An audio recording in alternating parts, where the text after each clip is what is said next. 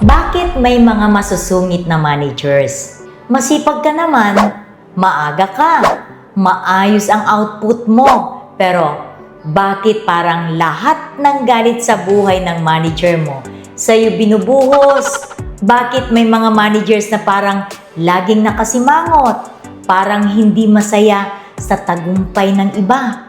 Minsan, sumayang ka lang ng folder, nagkamali ng font, o hindi nakasisi yung tamang tao. Ayan na, para kang may ginawang malaking krimen.